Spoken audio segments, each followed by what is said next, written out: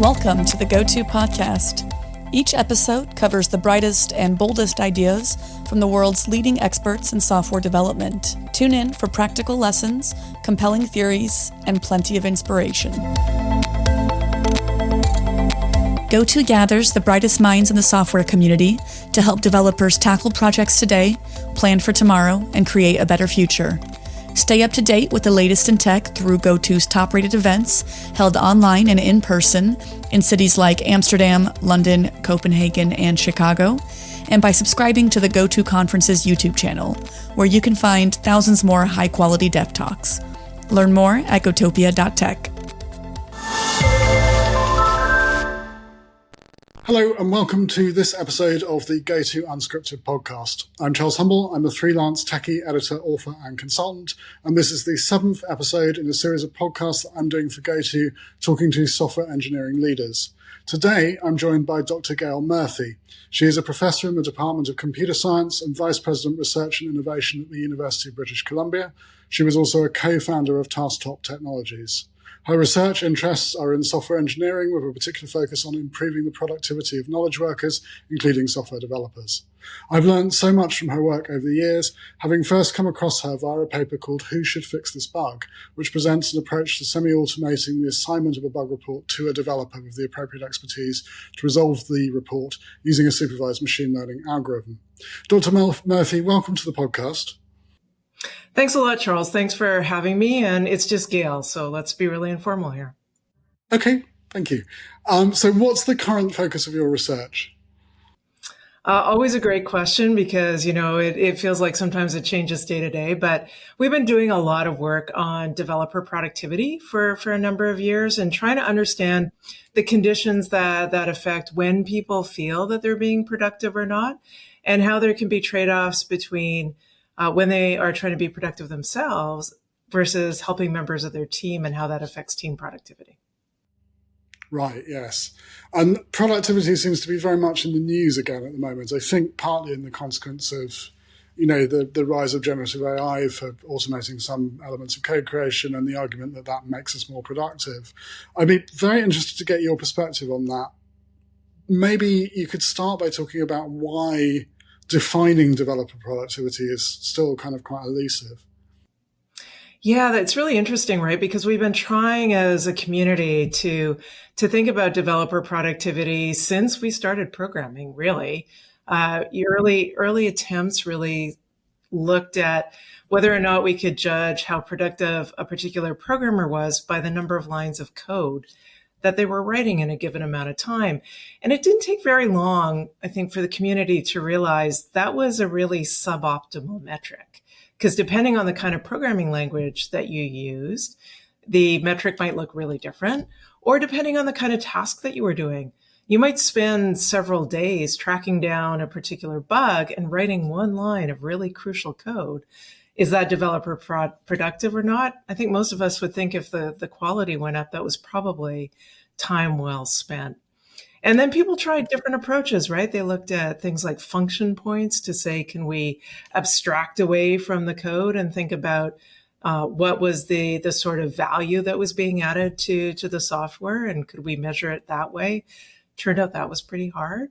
And then we sort of switched to things like, how can we eliminate waste? So all of the lean production work, pair programming, how can we actually make the developers be more efficient in what they're producing and producing the right kind of stuff? We've kind of taken that a little bit further and said, well, how can we improve productivity by having developers perceive that they're more productive? And actually increasing the factors when they have that feeling and help them get into the flow and feel better about their work, and as a result, actually produce more for the organization that they're working for. And I know you've talked to many developers in the course of your research about how they think about their own productivity. So what have you found? Well, it's always an interesting discussion. We do a lot of different empirical methods to try to think about, understand, investigate productivity. So sometimes that's surveys. Sometimes that's actually sitting behind a developer and watching them work. Sometimes it's putting logging or tracking on their machine to understand at a really detailed level what they're doing minute by minute. So we use a lot of different techniques. And I would say there's a couple of themes that come out. There is no one way that developers measure themselves in terms of their productivity. Some think that commits are a really good way. Others think that the number of bugs that they have solved. Way down at the list is always the number of lines of code, going back to that thought. We find that half of them think meetings are super productive, and some of them would rather never have another meeting in their life. They think it's an unproductive thing for them to be doing.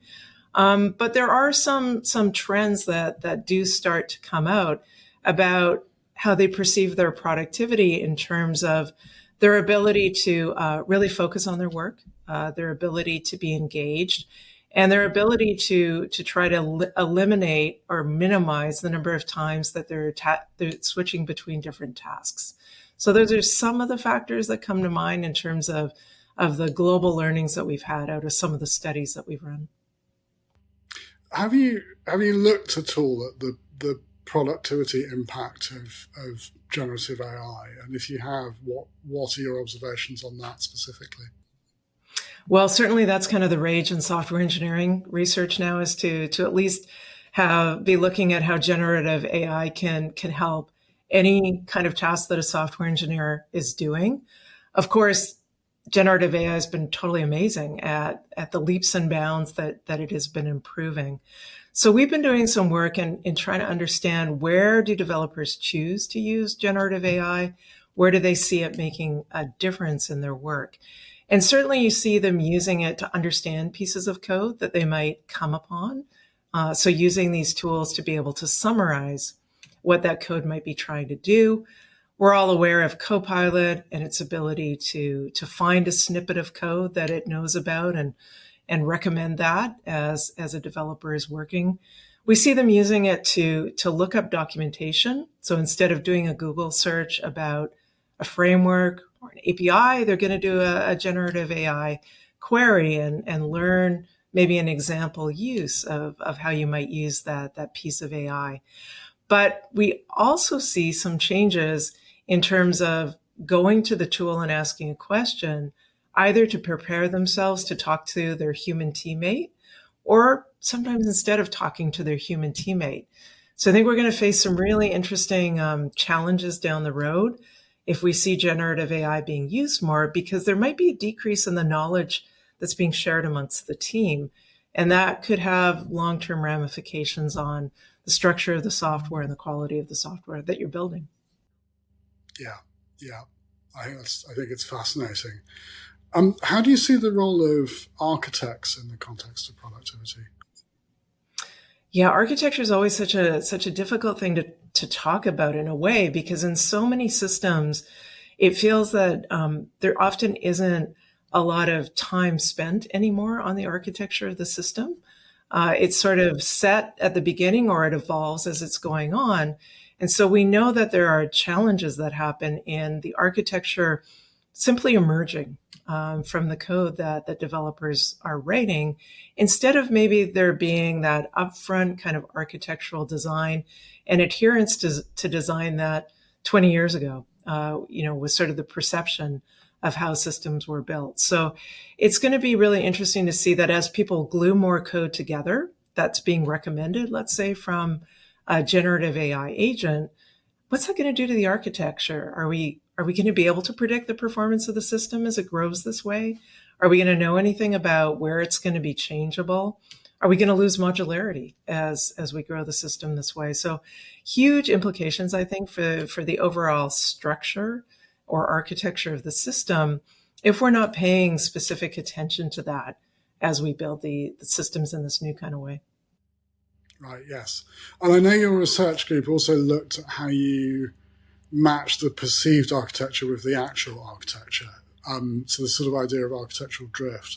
So can you talk about that a bit? Absolutely. We actually, it was my own PhD thesis research a long time ago.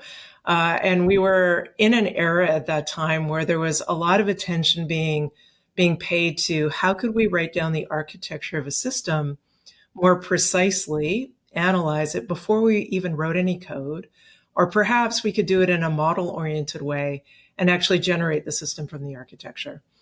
I had been working as a software developer in industry at that time, and it seemed to me that being able to predict and write down the architecture up front and have that stay stable as you built the system was not what I had experienced as a developer myself.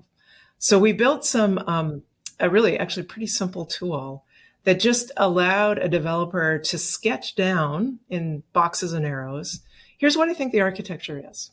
And then we had a language to be able to make it really easy to say these parts of the code relate to these parts of this box and arrow diagram. And then we could extract information from the actual source code, like where were the coupling dependencies from a structural perspective, where were components interacting from a runtime perspective, and map these two worlds together. And so we came up with a diagram we called a reflection model that showed where your predictions as a developer in the architecture were still holding in the source code and the system, where there were divergences. So there might have been one component calling another that you had never expected, and where you thought there would be interactions that actually weren't interacting. And so this turned out to be a really good way to go up to a large body of source code pretty quickly, write down, here's how I think it works, and then try to do this mapping and find out that typically you would find out that there was a lot more coupling and connectedness in the system than you had predicted from the architecture. And some of those things were for a good reason, right? Like to make it performant, two pieces had to talk directly to each other. So we had the opportunity to work with the Microsoft Excel group with this and, be able to have the developers of that system start to learn about where the architecture might be different than they had actually anticipated when they actually were able to sort of raise the level of abstraction from the source code and from the system. Yeah, it's interesting you mentioned coupling there, because something I've seen more recently is sort of bidirectional coupling occurring in microservices systems, again, without anyone really realizing that that's even happening. And I've been sort of wondering if that's a symptom of the same thing, of that sort of architectural drift. Generally, it's always hard to say without looking at a particular system, but it's not that developers, when they're actually doing the implementation, are trying to subvert an architecture that's put in place. It's more they're trying to find a service in this case that they need for the code that they're writing. And so those dependencies just creep in over time. And if people aren't paying attention to that, then you can end up in a situation where you can't make the changes that you want to make anymore because the system is becomes so coupled together and so connected. So it's really a hard thing to do to balance that need for performance, that need to get the job done with respect for longer architectural considerations, and a place where I think we probably still don't spend enough time when we're developing software of kind of thinking about that architectural drift and having enough time to come back and say, are we meeting the conceptual integrity in Fred Brooks' terms of the system we're trying to build? Can you unpack that a little bit more for me? What are some of the sort of symptoms that you would expect to see in terms of architectural drift? I think some of the symptoms that we would typically see would be a lack of changeability. So that from a perspective that you think the architecture is, that you should be able to slot a new component in and stitch a few pieces up and suddenly have that functionality added into the system. And instead, that estimate you had of maybe a week of adding that feature to the system, it's suddenly 4 weeks later, and you're trying to understand why there's some secondary interaction that you never expected in the system that's emerged because there's this coupling there. So I think that's one, is the changeability. I think we've all experienced that in some of these systems, the performance tends to decrease over time because you might have more going on in that system than you ever expected to be going on. And then, of course, there's the quality issue, right? If you don't really know how the system works and you start to put more stuff in, not unexpectedly, we get bugs coming out the other side that no one no one anticipated to be arising. Right, yes.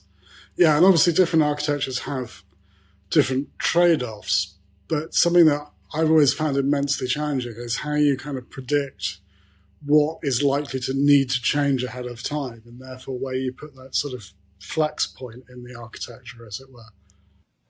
Yeah, and that's why things like restructuring and refactoring are so important, right? Because I don't think any of us really know, for most of the systems being built, exactly what's going to need to change a year from now. And so whatever architecture we have up front, we've designed it to allow certain kinds of changes in the future. And then the environment around the system changes, and you need to be able to put different things in than you expected. It's really hard to do that restructuring and refactoring, right? Because it takes a lot of thoughtfulness, a lot of careful work. And even though we have some tooling that can help, it really is a hit to the ever march of we need to add new features to the system. And so being able to take that step back, try to restructure things from time to time, try to get out of that technical debt that you've really accumulated is a tough thing for organizations to fit into the cycle of their business. But sometimes it's a necessary thing for the lifetime of the business. Yes, yeah, absolutely. And it is that thing of, as you say, if we're evolving quickly and we're adding features and we're changing, at some point we're going to have to go back and revisit all of that. And, at what point you do that is always very tricky, I think. There's something else which is somewhat related, which is the extraordinary complexity of the systems that we now build. And I'm not quite sure how to articulate this, because I think we now build systems from a multitude of open source libraries and frameworks, and we can build faster, but we lose the ability, I think, to really understand how our system works, or maybe we don't have quite the right engineering principles yet to manage it. What are your thoughts on that? I remember at the start of my career, right? The whole excitement was really how do we build systems more like they were Lego? The amazing flexibility of a Lego block system where as a kid you can imagine things and put them together so easily and build these amazing creations. And I remember it was Brad Cox, I think, way back in the day that was talking a lot about software components and trying to build things like Lego blocks. We've gotten a long way towards that now. Really, you can sit down and with Node and other frameworks, there's so much you can build so quickly. But we haven't really thought about the interactions that start happening as you build systems in that way. So how do you analyze that whole system? How do you think about all the code that's in there? And we're starting to create these really, really long software supply chains where, with the infamous, left pad example, taking down the internet, we have such a line of dependencies that we have no line of sight to, that we really, I think, don't have much predictive power about where is that system brittle, how might that system change as libraries evolve. If you think of the DevOps type reports that are out there and the state of open source, we know that there's a lot of vulnerabilities sitting around in systems simply because people haven't updated the components that they built it with. And there was vulnerabilities in those components. So I think we need a new way, a new approach to software development to start thinking about some of these system level emergent properties that come about after we're able to sit down with our Lego block software components and snap them together. And now we really have to think from an engineering perspective, what is it that we actually just created? Yeah. I have a related thing, which is something I've actually discussed at length with a friend of mine who is, I'm going to say, he's the most brilliant engineer that I know, far better than I ever was. But he has a particular frustration, which he bangs on to me endlessly about, which is that we can build these things really quickly by wiring them together. But a lot of the components we build on top of aren't actually that great, because we have this tendency to kind of start again all the time rather than making things better and making them mature. And obviously, if you think about this, you can come up with counterexamples. But I think the premise is at least interesting. Do you kind of agree with that as an observation? Yeah, I think that actually really resonates with me. And I think one of the interesting things about the open source ecosystems is we often pay a lot of attention to the actual source code and the actual components. We spend some amount of time thinking about what's the ecosystem around a component. So maybe if I'm going to choose to use a particular library, I might look to see if the issues are really active, right? Are problems being solved? Does it seem to be used? Does it start on GitHub? But one thing we don't actually pay that much attention to is the communication that surrounds that ecosystem. So we've done some work in looking at open source ecosystems and the kinds of social and technical dependencies that exist between components.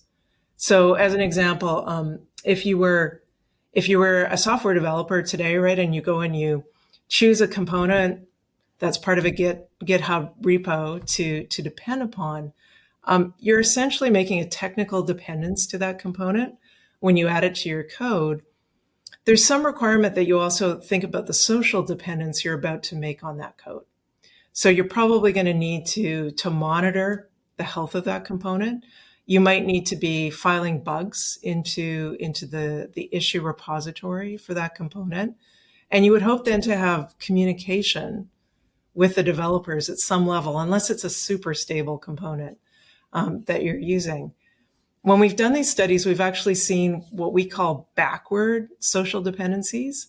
So where the individuals who've created the library component, actually when they do upgrades, will sometimes reach back out to those that depend upon them to say, hey, we've updated something, you should update.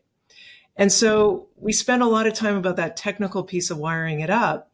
I think there's a lot more that we could do about what people-to-people communication do we actually need so that we're improving the health of those components, trying to make better components by having this bidirectional relationship with the users of that component, if that makes any sense. Yes, yeah. As you were talking there, I was thinking, so I interviewed Gene Kim for this series, specifically around the book that he and Dr. Stephen Spear published last year called Wiring the Winning Organization. And the core of that book is really an examination of the way communication works in large organizations. And actually, I've also talked very recently to Diana Montalian, who's done a lot of work on systems thinking. And part of her research was around how organizational success is related to kind of knowledge flow within an organization, but that conflicts with the way we often judge employee performance for various reasons. So as you were speaking, I was sort of wondering what your studies around open source tell us about communication patterns within open source projects and how that might sort of relate. Yeah, we haven't done a lot in that area, but we have looked at these ecosystems, both the Ruby ecosystem and the Java ecosystem, and we do see similar trends in terms of most of the interactions being really the technical ones. I'm going to go out and I'm going to depend upon you. A little bit of the social dependencies following that, but less of this interaction, shall we say, between different repos and different components, the actual people who build them. You can actually map it out to see that most of it seems to be based on pre-existing social relationships between the developers. They know each other, or they're from the same organization. And so we know from the writings that Gene's done and others that it's so important to think about the structures, the organizational structure, the communication structures. And we're seeing tools come out, thought tools about how do you do that kind of design within your organization. But as you've mentioned, Charles, open source is such a big thing. And we're not thinking about what does that mean through these open source ecosystems that have multiple organizations interacting. And that's a whole other level that I hope people like Gene and others will start to look at in the future. Yeah, there's a sort of related question there, which is the sort of the Conway's law is the classic, that essentially the software we build reflects the organizational structure that built it. But again, in the context of open source, what does that even look like? Because with an open source project, the organizational structure is kind of often has kind of evolved pretty organically. So what effect does that have on the structure of the software? Super good question, right? I think that we know it can end up being kind of an interconnected mess in at least some cases. But as I said, so many of the open source projects really end up with interdependencies because people know each other. And so what is that really as much open source in the sort of most purest sense that we think about, that anybody can go and grab this component and use it? Or is there something else going on in terms of how that open source ecosystem itself is evolving and the people that are involved in that? It'd be really interesting to go in and do more mapping of the individuals. It's often hard to tell who's who because they use different identifiers in different systems, but really try to unpack some of these social technical interdependencies and how those mappings evolve over time. Yes. This might be a sort of obvious question, really, but you've obviously spent a lot of time looking at open source projects in general. So what is it about open source projects that make them a good place for the kinds of research or the kind of research that you're doing? Great question. I think they both are a great source of a place to do research and a terrible source of a place to do research. They're obviously very attractive to the software engineering research community if you're especially looking at source code analyses, kind of the quality of the systems, because you've just got access to repos and tons of material as your raw data to work with. As soon as you start to want to ask questions about social interactions, organizational structure, process, it gets a lot harder to do that kind of research, and people end up working more within the closed source corporation type world. Another interesting thing that happens as you look at open source is you're lacking a lot of real quality information. You don't know that much about how people are actually working together to build that software. And so you're missing like massive, interesting data points that are affecting the engineering of that system. And you often don't know exactly where that community is going with it. So it's a very particular kind of development often, and one in which you can almost think of it as being blindfolded for some of the questions that you want to ask. So while open source has been fantastic for software engineering research, it in a way, I think, has also limited the kinds of questions we've been asking.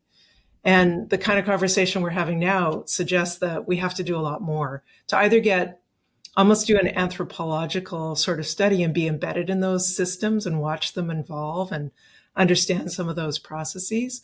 Or what many of us do is we also try to work with closed source situations because of the richness of the environment that you can start to learn about. Yes. Yeah. No, I was very interested by your Excel example as a sort of counter example, because that's such a, I've never seen the actual code for it, but as someone who's used Excel throughout my entire career at times in quite a lot of depth, I just think it's an astonishing piece of software in its own right for all sorts of reasons. So it's a sort of interesting counterexample, I think, to be able to go and look at a huge proprietary system that's used, on pretty much probably every desktop computer in the world, I should imagine, is running it at some point or has run it at some point. Just very fascinating kind of alternative perspectives, I think.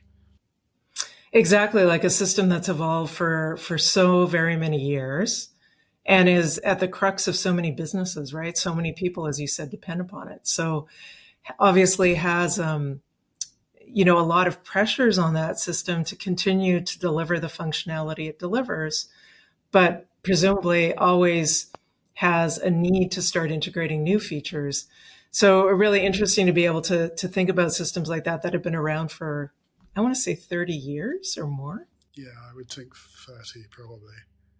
Yes. Maybe more even, but yeah, about 30 years, I would think.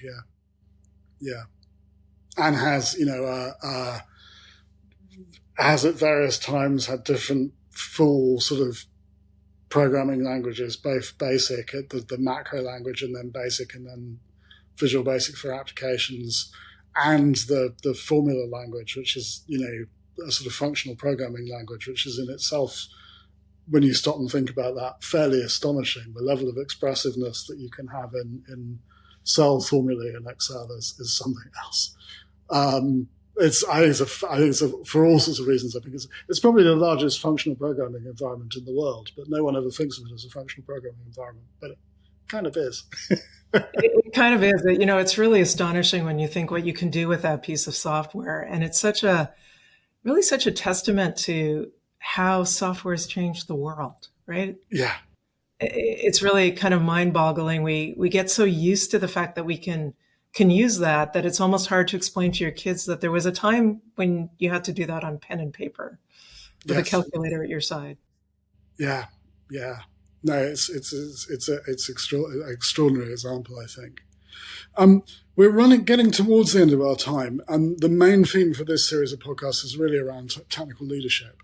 So perhaps we could finish off by maybe, what do you think the most valuable or the most important things are for a software leader to understand? Wow. Leave the hardest questions till last. Sorry, I sprung that on you, Rala, didn't I? A little bit, but what I'm always struck with, and when I used to do more teaching, what was fascinating to me was teaching introductory software development, how much one always still has to learn, and how hard it is to teach some seemingly simple concepts. So we talked about a few of them today, right? I mean, if you're teaching intro software development, you talk about modularity, you talk about cohesion, you talk about coupling. And if I just use those three words, we all sort of have an idea what they mean, but we can define them technically at some level, but they have massive ramifications as we build these really complex artifacts that we build in software.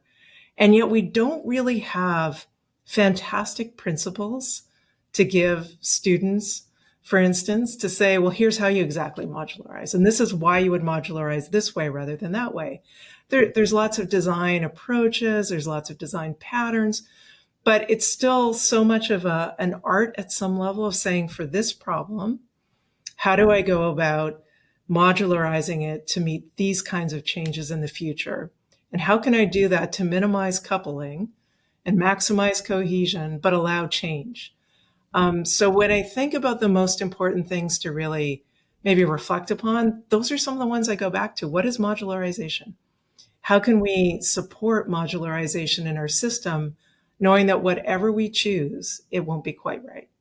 And how do we build things so that they are performant, they have quality, they have the right coupling that doesn't just mimic the structure of our organization? So I think some of those super basic concepts are the ones that I always go back to. That's a great answer, I think. And I think it's also one of those things where just those, seemingly very simple concepts, my understanding of them must have evolved so much over the 30 or so years I've been in the industry, roughly 30 years, I think, at this point, that my understanding at 23 versus my understanding now are very, very different. That's right. I think it's really useful, I think, to revisit those kind of things and go, that assumption I had or that understanding I had was a little bit off. It's fascinating, I think. That's a brilliant answer, Gail. Thank you very much indeed. I really enjoyed chatting to you today. And as I say, thank you very much for joining me on this episode of the GOTO Unscripted podcast. Thanks a lot, Charles. Always a pleasure. And thanks for having me. Thanks for listening to this episode of the GOTO podcast. Head over to gotopia.tech to discover lots more content from the brightest minds in software development.